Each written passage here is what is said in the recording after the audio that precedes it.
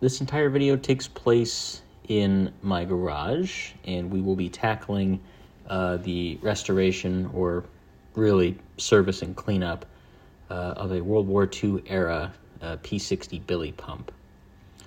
This is just a short walk around of the unit as I have received it. This was kindly donated to the Slater by a man out in western Pennsylvania. According to the previous owner, this came directly from a PT boat after the war. And as you'll be seeing in later clips, this unit really doesn't have much running time on it at all. This thing still has some of its original factory paint and a nice coat of red paint on the top of that. So who knows, maybe this thing got into fire service or the Forest Service after the war. We really don't know. Quick note as well, I ran lead test on that primer you see on the fuel tank, the red stuff there and the silver stuff.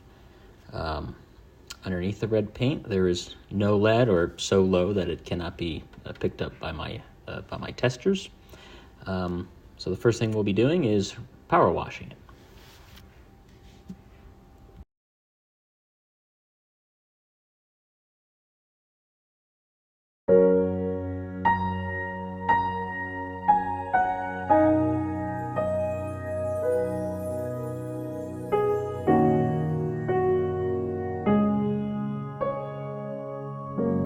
Good enough. So we've got the billy pump up on the bench. This will now be the fourth P-60 pump that has been on my bench. So I figured I'd bring you along for the ride. Now, our first order of business in checking if we have spark, which honestly we probably do not have spark, is going to be to try to get this cover off so that we can remove the spark plugs. I see that the top of the screw has kind of a bow tie shape to it now. You know, the slot's a little deformed. So I think someone's already tried to get in here before. Now, typically with something like this, I would take my impact screwdriver, which is a screwdriver with a big metal head on it, and you just kind of give it a bonk, and it'll, you know, kind of couple the concussive force. All right, we got a little bit of movement.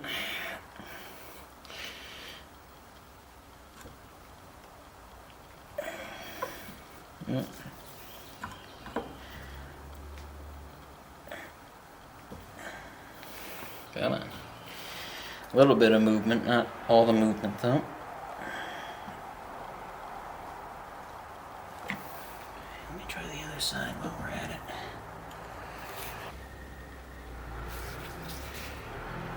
Give it a wiggle back and forth. Hopefully we don't break it.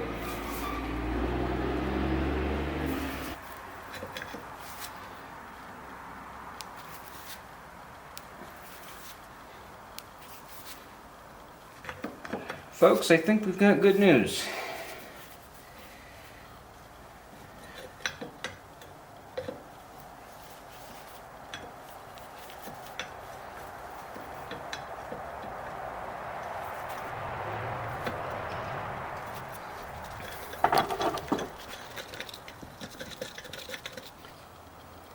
So here's the screw. That's the good one. And then here's the not so good one. Come on. It's kind of torn up, you see. And on the inside here, you may or may not be able to see it, but there's a little kind of like a ball, like a nose ring that's attached to that. And that just keeps the screw from flying out, you know, even if the screw's loose. We do have a number on the inside of this. Try to read it. It's 27C 326. Here's the spark plugs. These do appear to be the original spark plug cables. This is the original terminal type. Okay. There we go. Plenty easy, and you see some paint flaking off. Now, when you look really close, you're going to see the red paint.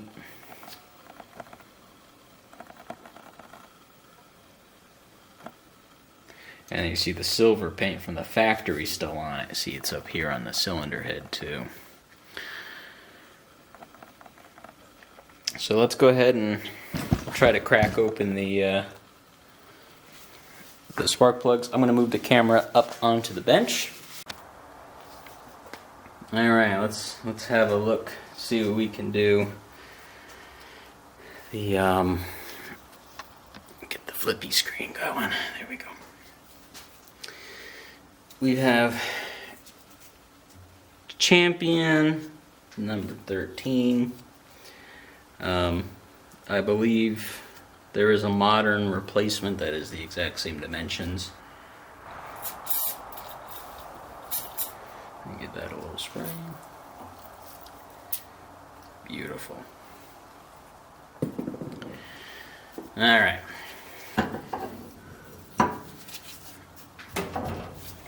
This one, we'll see. They're perfect.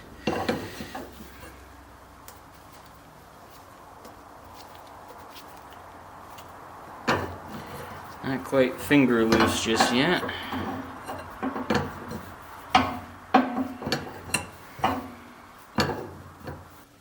My God, this thing is brand new. All right, now to get this off, we only have to do two things. One, we got to spin this, and then we got to remove this screw here. Now, you can tell this has been, yeah, see, so this has already been busted loose before. Common theme here, soak everything in oil. You know, this thing's 80 years old. We're in no rush. We are in no rush to get this done. If it means avoiding breaking hardware.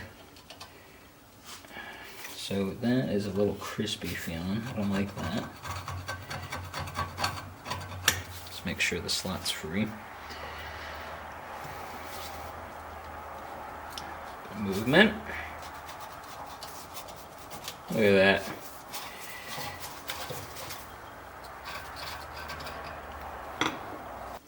The threads are all intact. The head's pretty rough.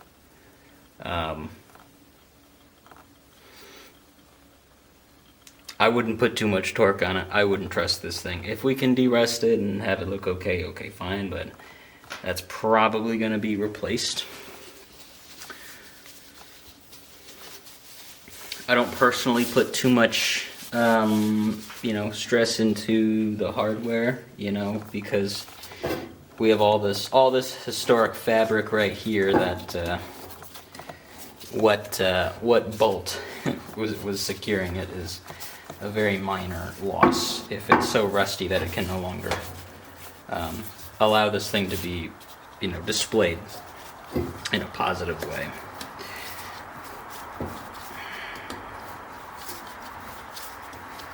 And these interesting thought here is, these mechanical artifacts, like, I don't know, you don't see museum, like the Betsy Ross house, you don't see them using Betsy Ross's ladle, to make lunch for the staff. Alright, we got some water in there from washing this out. What's that?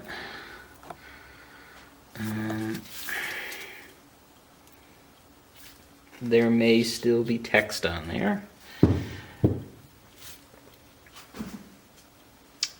Let's see. You know what? There, let's stick a flashlight in there and give you a glimpse.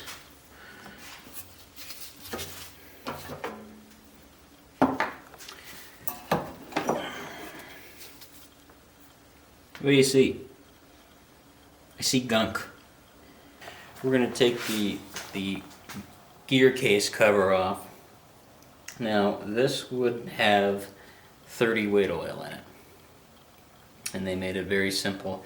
You put 30 weight in here, and you put a mix of 30 weight and gasoline inside the fuel tank. The manual states even that if you don't have 30 weight, any oil will do. Anything slippery, it'll do.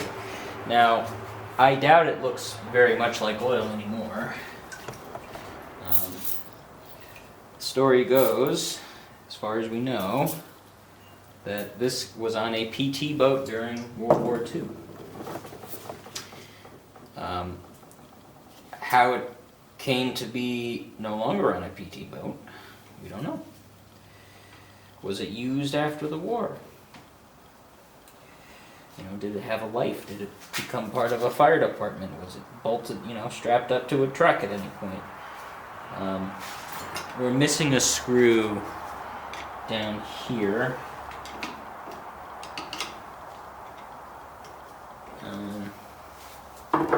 Is that missing, or is the head busted off?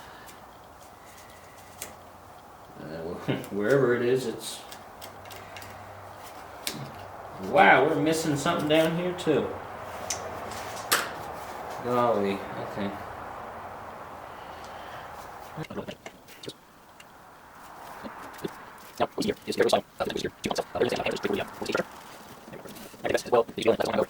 Now the scariest thing is going to be undoing the bolts on the, I forgot the two are missing. Removing the bolts that are on the pump. Here we go, folks. Look at that. Now, see, I don't like what I see here. See? Can you just focus on anything, please? I got a little bit of water in there. Yeah, a little bit of water. The gasket is still in one piece. Wow. Let's get that dried off.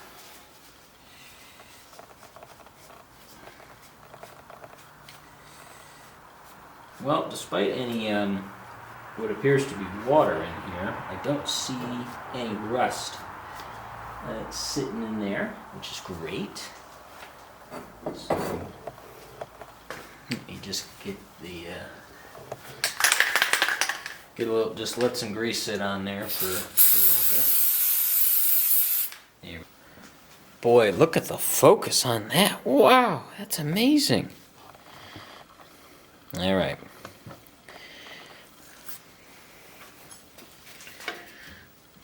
We're gonna give this an exploratory tug.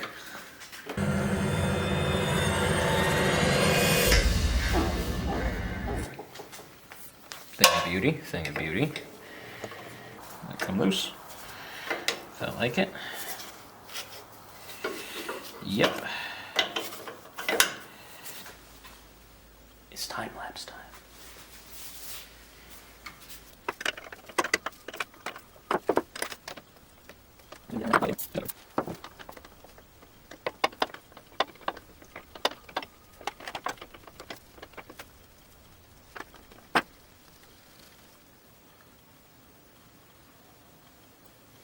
Here's the first bolt. You see the threads aren't really chewed up. So that's nice. We'll clean those up. These things are going to be ready to go. This one gave me some cracking noises. It was a little scary. But I think that was just the sound of the lock washer just popping. So this is another one that's in fine shape.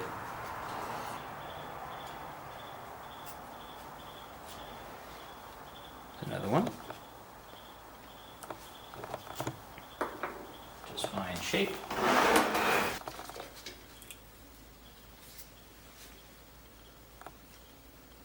That's doing just fine. Believe these are 1/2 inch. Yep.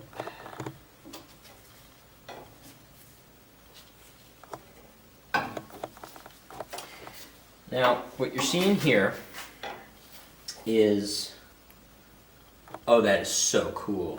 Oh, this is awesome. This is a really early pump then. So what you see here is this is the discharge side. All the water in the foam comes out this way. Now, out the bottom here, this port here, there's a couple styles for this one. The original one is what you see here, where it coils down. I've got the line and everything here. So this is what the original Billy pump gauge looks like. Okay. Operating pressure is 100 psi. This gauge is from US Gauge Company. It goes up to 400 pounds. That's the back of it. And here's the little fitting here. And this would just go here. And then this gauge would actually sit on the base.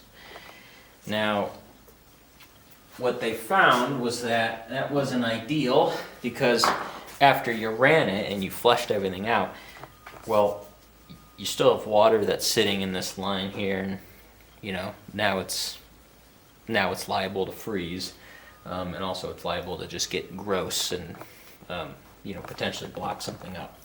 So what happened was, in later models, later revisions, and the revisions aren't just as-built pumps, they are as needed. So let's say this gauge breaks, if you need a new gauge, they would ship you the bracket as well. And I actually I got an example here. This is an original bracket, and this is the revised bracket that actually hangs up here. Alright, so here's your, I don't want to get this filthy, but it would hang up here, and then where the gauge would be up here, and that when you shut it down, all the water would drain back out. And this is the only original gauge of this style we have. So we got some more made. We have more. We have some replica gauges here, the gauge brackets. And that's what we're going through, you know, for the good of all Billy pumps. We want all the Billy pumps to be complete and happy. So anything that I find is chronically missing from these things, I'm just looking into the feasibility of actually, you know, having new ones, you know, made and mocked up. So this is loose, and this is loose.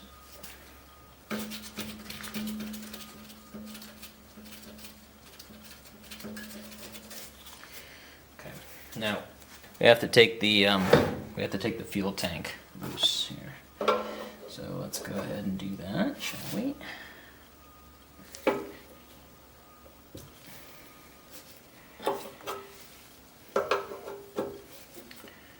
So these really early pumps, they have this gauge down, this little valve here where you can actually shut off the fuel supply, which is a really, really handy feature.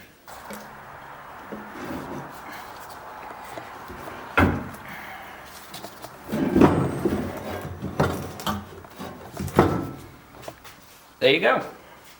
So we have the pump removed. And now what we'll do is we are going to see if we have spark. If we don't have spark, we're going to have to open up the magneto and take a look. If you are at all familiar with old cars, you're screaming at the screen right now saying just clean the points. You're right, that's exactly what we're going to do.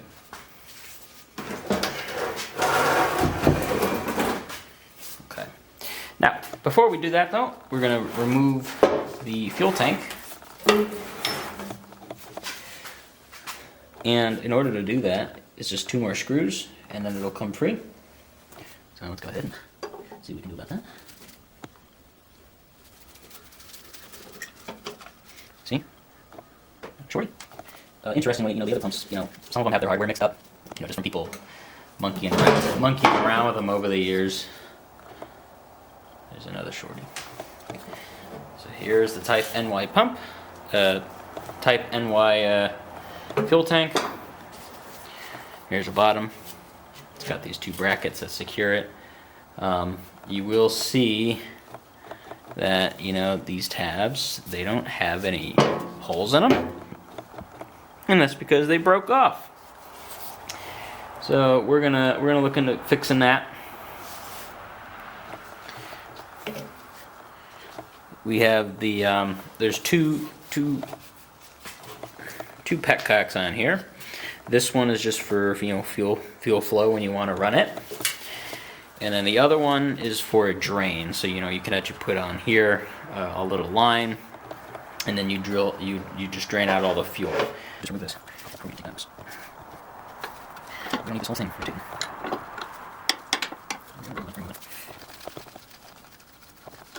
All right.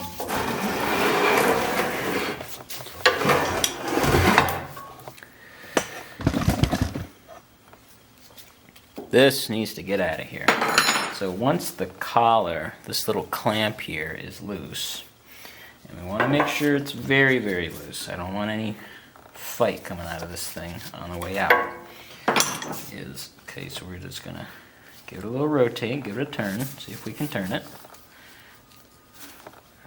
No. Come on. Ooh, a little bit.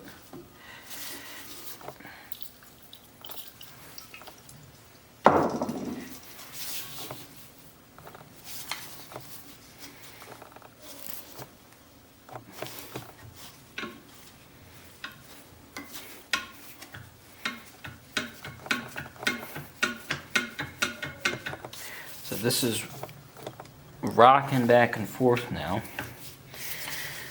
So I'm going to try to start tugging on it while I rock it. And it needs to come straight off. Now, this is a good sign. You see 1, 2, 3, 4, these kind of ears, and they've got these slots cut into them.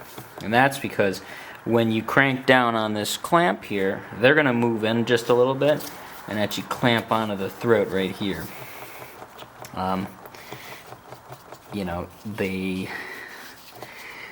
can snap. It's not nice. The only thing I'm wondering is if this thing is in a good mood. So this is a really nice sign. I wonder if this still has the screen in it. Oh my goodness, it still has the screen. I don't think this thing saw much use at all.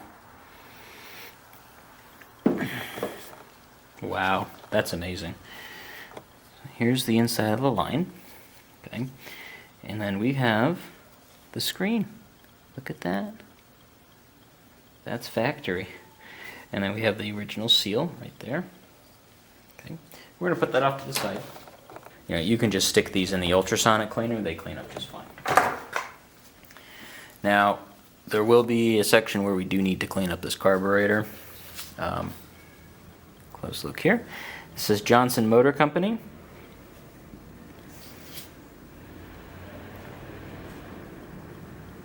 No, Waukegan, Illinois, Model O. Here's a carburetor. Here's a wooden float. This thing moves up and down. Fuel comes from the tank and it comes into the bottom here, which gives us a little bit of pressure. That fuel is going to come up in here and it's going to make the wood float. Once the wood reaches the top, it's going to close this little needle, see? So that when it rises, it sits up inside of a seat there. You know, kind of like a cup and a ball, except it's a stem. Now, back here is where the fuel is going to enter. Now, this looks complicated, but it's really not. This is just a clean out screw. So if you want to do the screw, you can actually run, you know, a piece of wire or your carb cleaner, whatever you want, up through here. And right in there, that little tube, that little tube is where the fuel is going to come out. And the fuel does not come out the top of the tube. It actually comes out the two sides of the tube. So you get that cleared out from the bottom most of the way, and then you can clear it out the very top section, just through here. This really feels like a brand new pump that has just been sitting around waiting for prime time. I'm thankful that it was not needed. I'm thankful that no one needed to do any emergency dewatering or firefighting. Okay, so that's the carburetor. Carburetor's free. Carburetor's loose. So just to get this broke free, I'm gonna add a little oil to the cylinders.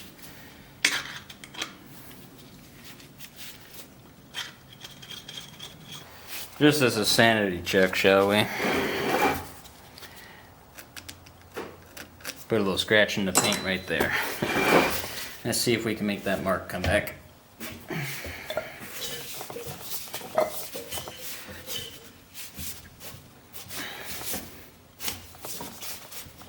Yes, sirree.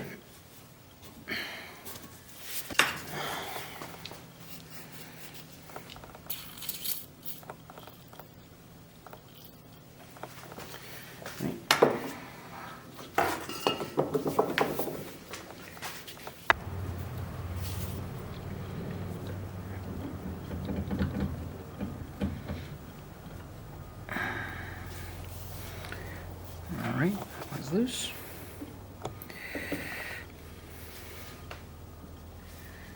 Yeah, this looks like someone's put a little slice in there. That's not very nice, huh?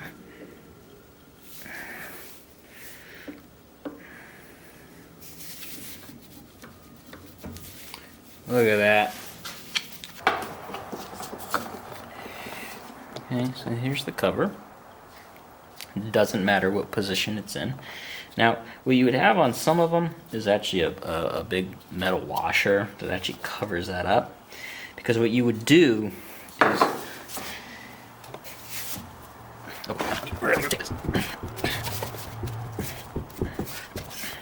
No, right, we're getting there. Here's the point right here, see? Now, see, I don't really see a whole lot of corrosion, so I'm wondering... Now, as you move this, you'll see that it opens up the gap.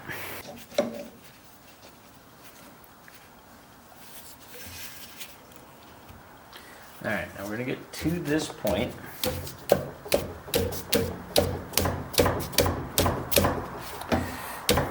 If you're real gentle about it, you're just going to be turning it over, which we don't want.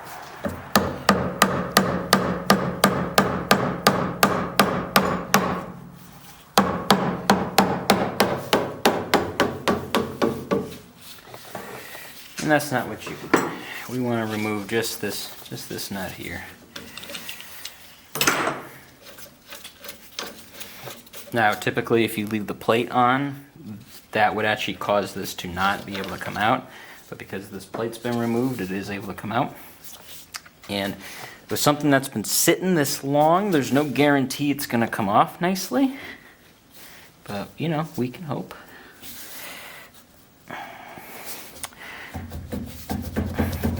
In the next episode, we'll probably I'll probably have the magneto off, the flywheel off, and I'll probably get that pump rinsed out and free.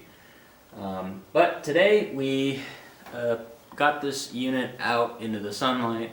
We power washed it just to get most of the crud off of it from sitting. We took the gauge off. We took the inlet off. We took the pump out, and then we also took the flywheel nut off. So, what else can I say? Well, that's been the extent that I can bear to work on this for today. If you like this, be sure to give the video a thumbs up. Please leave a comment. Do you like this kind of longer form, more in-depth thing? Do you prefer just an overview of things that are going on physically at the ship? Let us know.